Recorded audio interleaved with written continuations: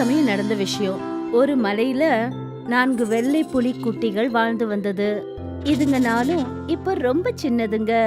இன்னைக்கு ரிங்கு தன்னோட அப்பா மோகன் கூட மலைய சுத்தி பார்க்கிறதுக்காக போனான். அப்பதான் அவன் அந்த 4 வெள்ளை புலி குட்டிகளை பார்த்தான். அவன் அதை பூனைகள்னு நினைச்சுக்கிட்டான். அப்பா, இந்த 4 பூனையும் எவ்வளவு அழகா இருக்கு. ஆமாப்பா, ரொம்ப அழகாக தான் இருக்கு. ஆனால் இதை நம்ம கூட கூட்டிட்டு போக முடியாது, அம்மா ரொம்ப திட்டுவாங்க. அப்ப சரி, நான் இதுங்க கூட கொஞ்ச நேரம் இங்கேயே விளையாடுறேன். ரிங்கு ரொம்ப நேரமா அந்த மலையில அந்த புலிக்குட்டிகள் கூட விளையாடிட்டு இருந்தான். அப்புறம் சாயந்தரம் ஆனதும் மனோஜ் அவன்கிட்ட என்ன சொன்னார்னா, இங்க பாரு ரிங்கு, வா, நம்ம ரொம்ப தூரம் போகணும். ராத்திரியில காட்டு வழியில கடந்து போறது கஷ்டமா இருக்கும். அப்படியா? அப்ப சரிங்கப்பா, நீங்க சொல்ற மாதிரியே செய்வோம். ஆமாப்பா, கவலைப்படாத, வா, நாம இப்ப போகலாம். ரிங்குவும் மனோஜும் அங்கிருந்து புறப்பட்டு போனாங்க. அப்புறம் 4 புலிகளும் ரிங்கு போறதையே பார்த்துக்கிட்டு இருந்ததுங்க. ராத்திரி ஆயிடுச்சு. மனோஜும் ரிங்குவும் மலைப்பாதைகள்ல பயணம் செஞ்சு அவங்க வீட்டுக்கு வந்து சேர்ந்துட்டாங்க. அம்மா, உங்களுக்கு ஒரு விஷயம் தெரியுமா? இன்னைக்கு மலையில நான் 4 பூனைங்க கூட விளையாடினேன். அப்படியா? அதுங்களை கூட ஒன்றும் கூட்டிட்டு வந்துடலையே. இல்ல இல்ல, நான் முதல்லயே வேண்டான்னு சொல்லிட்டேன் மாலதி. பாத்தியா ரிங்கு, உன்கிட்ட சொன்னல, அம்மாவுக்கு அதெல்லாம் பிடிக்காது. அப்பதான் கதவை யாரும் தட்டுற சத்தம் கேட்டுச்சு. மாலத்தியும் ரிங்குவும் போய் அந்த கதவை திறந்தாங்க. யாருமே இல்லையே. யார் இது இந்த நேரத்துல விளையாடுறது? அம்மா, இங்க பாருங்க, கீழே விளையாடுறது இதுங்க தான். ஐயோ கடவுளே, இது என்ன பெரிய தொந்தரவா போச்சு. இது தொந்தரவு இல்ல, பூனைங்க. வாங்க வாங்க, உள்ள வாங்க. அந்த 4 புலிக்குட்டிகளும் வீட்டுக்குள்ள வந்ததுங்க. அட, இதெல்லாம் எப்படி இங்க வந்துச்சு? நான் பார்த்துட்டு இருக்கும்போது எங்க பின்னாடி யாருமே வரவே இல்லையே. இதுங்க நம்மள பின்தொடர்ந்து அப்படியே வந்துருச்சுங்க போல இருக்கு. அம்மா அம்மா, இதுங்கள எனக்கு ரொம்ப பிடிச்சு போச்சு. இதுங்கள நம்ம வீட்லயே நாம வச்சுக்கலாமாமா? இங்க பாரு ரிங்குமா, அவன் இதை வச்சுக்கட்டுமே. நம்ம பையன் எவ்வளோ பாசமா எவ்வளோ ஆசையா கேட்டுக்கிட்டு இருக்கான். சரிங்க, சரி சரி வச்சுக்கோங்க. ஆனா இதுங்களை பார்த்துக்க வேண்டியது, குளிக்க வைக்க வேண்டியது, இதெல்லாம் நீங்க 2 பேரும் தான் செய்யணும். இப்பவே நான் சொல்லிட்டேன். ஆமா சரிங்கம்மா, நான் இதுங்கள பாத்துக்கிறேன். இது போல அந்த 4 புலிகளையும் அந்த வீட்ல உள்ளவங்க அவங்க வீட்ல வச்சுக்கிட்டாங்க. சொல்ல போனா இந்த கிராமம் ரங்கீன்பூர் தன்னோட பேரால ரொம்பவே முரண்பாடு உள்ளது. இங்க பருவங்கள் சரியான இயக்கத்துல நடக்கிறது இல்ல.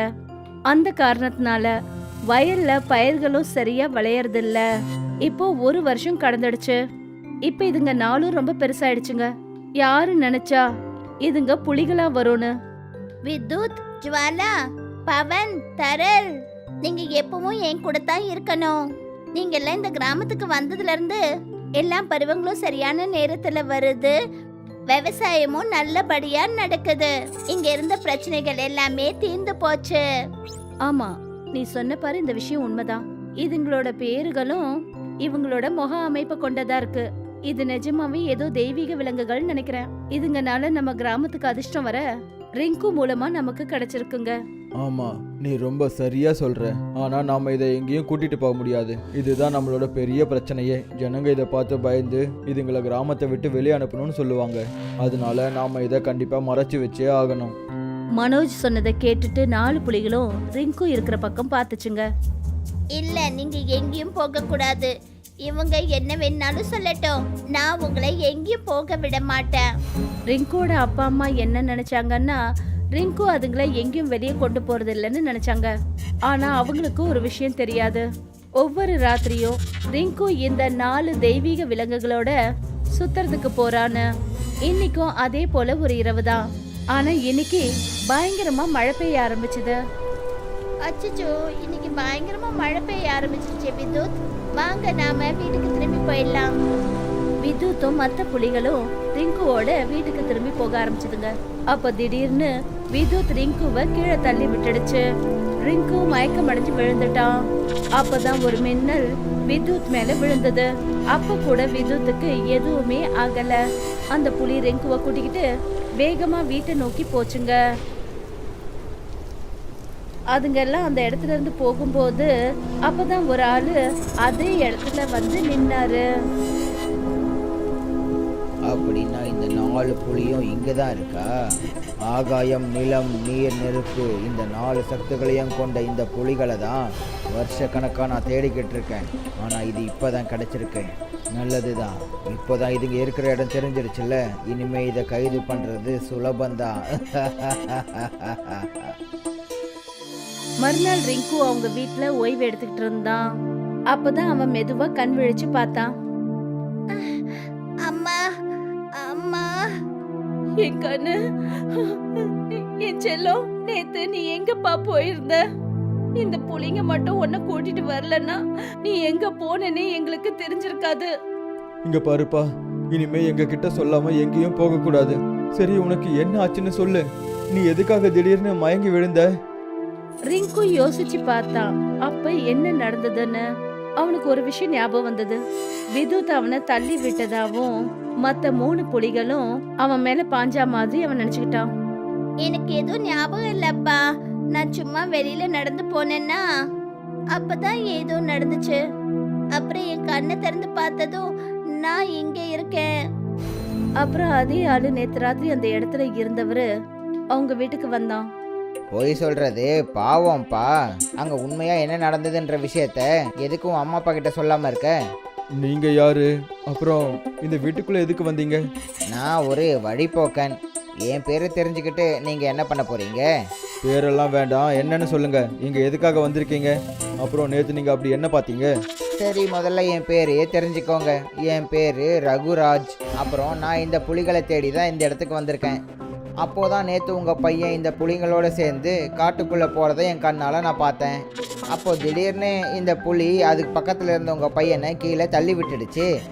இல்லம்மா, அவனை தூக்கி வீசல, நான் கீழே விழுந்துட்டேன். உங்களுக்கு இந்த புலிகளை பத்தி என்ன தெரியும்? இந்த புலிகள் எல்லாம் ரொம்பவே நல்லது. ஆனா நீங்க எதுக்காக இங்க வந்து போய் சொல்றீங்க? நான் ஒன்றும் பொய்யெல்லாம் சொல்லலை. இதுங்க ஒன்றும் சாதாரண புலிகள் இல்லை, திவ்யமான புலிகள். இயற்கையோட 4 ஆதாரம். இந்த புலிகளால் தான் உங்கள் கிராமத்தில் இருக்கிற தரிசு நிலங்களும் இந்த கிராமத்தோட காலநிலையும் நல்லபடியாக மாறுச்சு. அப்புறம் எதுக்காக நீங்க இதுங்களை பத்தி தப்பா சொல்றீங்க? இது எங்களோட கிராமத்துக்கும் எங்களோட குழந்தைக்கும் ஒரு வரம் மாதிரி தானே. அப்போது அதுங்கெல்லாம் சின்னதாக இருந்துச்சு, இப்போ இந்த புலிகள் பெருசாயிடுச்சு. நேற்று நான் பார்த்தப்போ அந்த புலி வந்து உங்களோட பையனை அந்த இடத்த விட்டு தள்ளி விட்டுடுச்சு. அப்போ திடீர்னு ஒரு பயங்கரமான மின்னல் தாக்குச்சு. அது அந்த புலி மேலே விழுந்துச்சு. ஏன்னா அந்த புலியை தானே நீங்கள் விதுத்துன்னு சொல்கிறீங்க. அதுக்கு மின்னல் சக்தி, அதாவது ஆகாயம் சக்தி இருக்குது. இப்போ இதே மாதிரி நடந்துக்கிட்டே இருந்துச்சுன்னா அப்புறம் உங்களோட பையன் எப்படி பாதுகாப்பாக இருப்பான்? இந்த கிராமம் எப்படி பாதுகாப்பாக இருக்கும்? அப்பா, இவகிட்ட சொல்லுங்க, இந்த புலிகளை நான் என் கூட பிறந்த தம்பிங்க மாதிரி பார்க்கறேன். இதுங்களை நான் எங்கேயும் போக விட மாட்டேன். திவ்ய சக்தி இருக்கோ இல்லையோ, இதுங்க எல்லாம் ஒரு மிருகம் தானே. அதுங்களை நம்மளை விட்டு விலக்கி வைக்கிறது தான் நமக்கு நல்லது. முடியாது, இதுங்களை நான் வளர்த்தவ, அதுவும் என் குழந்தைங்க மாதிரி. நான் இதுங்களை போக விட மாட்டேன். நீங்க 2 பேரும் சொல்றது சரிதான். ஆனா நாம கிராமத்து ஜனங்களுக்கு ஆபத்து ஏற்படுத்த முடியாது. இல்லைன்னா இதுங்க எல்லாத்தையும் நாம கொண்டு போயிட்டு காட்டுக்கு நடுவுல தான் விடணும். ரிங்குக்காக நீங்க எல்லாரும் ரொம்ப தூரம் போய் ஆகணும். நான் சொல்றது உங்களுக்கு புரியுதுல்ல? விதுத், ஜுவாலா, பவன், தரல், நானும் உங்க எல்லாரையும் விலக்கி வைக்க விரும்பல. ரிங்கு உங்களை பாக்குறதுக்கு வருவான். அப்புறம் ரகுராஜும் உங்களை நல்லபடியா கவனிச்சுப்பாரு. உங்க அம்மா நான் சொல்றத நீங்க எல்லாரும் கேப்பீங்கல்ல? அதுங்க நானும் தன்னோட அம்மா மாலத்தைய பாத்துச்சுங்க. அப்புறம் மாலத்தியோட பேச்சுக்கு மரியாதை கொடுத்து ரகுராஜ் கூட அதுங்க போச்சுங்க. ரிங்கு அதுங்களை பார்த்துட்டு அழுதுகிட்டே இருந்தான். ஆனா பாவம், அவனால எதுவுமே செய்ய முடியல. 3 நாள் கடந்துடுச்சு. அப்புறம் ரிங்கு தன்னோட கையில அதுங்களோட கழுத்துக்கு 4 பட்டி வாங்கிக்கிட்டு போனான். 3 நாளா நீ அழுதுகிட்டே தான் இருந்த. ஆனா இப்ப சந்தோஷமா உனக்கு? மாட்டேன். என்னோட சகோதரர்களை பார்த்தாதான் நான் சந்தோஷப்படுவேன். அதுங்களை நீங்க எப்படி தெரியாத ஒரு ஆள் கூட அனுப்பி வைப்பீங்க? சரி சரி, ஓகே. இப்போ நாம அந்த காட்டுக்கிட்ட போய்கிட்டு தானே இருக்கோம். அவங்க மலைப்பாதை வழியில போனாங்க. அதுக்கப்புறம் அந்த மலைக்கு மேல போனாங்க. அப்பதான் மனோஜ் திடீர்னு ரிங்குவை தடுத்து நிறுத்தினாரு. என்ன ஆச்சுப்பா? அங்க பாரு, அப்பதான் ரிங்கு பார்த்தான் அந்த 4 புலிகளும் ஒரு கூண்டுக்குள்ள அடைக்கப்பட்டிருந்ததுங்க. அப்புறம் அதுங்கள ஒரு பூட்டு போட்டு பூட்டி வச்சிருந்தாங்க. அப்பா எதுக்காக இதுங்களை இப்படி அடைச்சு வச்சிருக்காங்க? அவங்க என்னவோ சொல்றாங்க, கவனமா கேளு. நீ அந்த குழந்தைய மின்னல்ல இருந்து காப்பாத்திட்ட.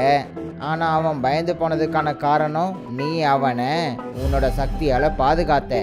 ஆனா நான் என்ன சொன்னேன்? நீ அவனை காயப்படுத்தி அந்த மின்னல் உன் மேல பட்டுச்சுன்னு சொல்லிட்டேனே. அவங்களும் அதை ஒத்துக்கிட்டாங்க. இப்போ நீங்க எல்லாம் ஏன் கையில இருக்கீங்க. உங்க 4 பேரையும் நான் பல வருஷங்களா தேடிக்கிட்டு இருந்தேன். ஒரு வழியா நீங்க எனக்கு கிடைச்சிட்டீங்க. ஆமா அண்ணே, இனிமே நம்மளை யாராலையும் தடுக்கவே முடியாது. இதுங்களை நம்மளோட கட்டுப்பாட்டிலேயே வச்சுக்கலாம். இதுங்க நம்ம சொல்றதை கேட்கவே இல்லைன்னா அந்த குழந்தைய காயப்படுத்திடுவோன்னு சொல்லலாம். ரிங்கு புதற்குள்ள இருந்து அங்கே ஓடி வந்தான். அப்புறம் மனோஜ் அவனுக்கு பின்னாடியே வந்தாரு. நீங்க 2 பேரும் யாரு? இந்த 4 பேரோட அண்ணனும் அப்பாவும் வந்திருக்காங்க. இங்க எதுக்கு வந்திருக்கீங்க? நீங்க நடந்து எங்களை தேடி காட்டுக்குள்ளேயே வந்துட்டீங்களா? நீங்க 4 பேரும் என்னை பத்தி கவலைப்பட வேண்டிய அவசியம் இல்ல. ரகுராஜ் ரிங்குவை நோக்கி வந்தான். அப்பதான் அந்த புலி தன்னுடைய மனித பாஷையில பேச ஆரம்பிச்சுதுங்க. அந்த குழந்தைய விட்டு தள்ளிப்போ மனுஷா. நாங்க உன் கூட வர்றதுக்கு என்னவோ சம்மதிச்சிட்டோம் தான். ஆனா நீ மட்டும் எங்க ரிங்குவை தொட்ட, அப்புறம் எங்க 4 பேர் சக்தியையும் நீ பார்ப்ப. ஏ சரி, நான் எதுவும் பண்ண மாட்டேன். அப்புறம் இந்த இரும்பு கம்பி சிறையை உங்களால் உடைக்க முடியாது. ஆனால் நான் உங்கள் 4 பேரையும் கஷ்டப்படுத்தக்கூடாதுன்னு நினைக்கிறேன்.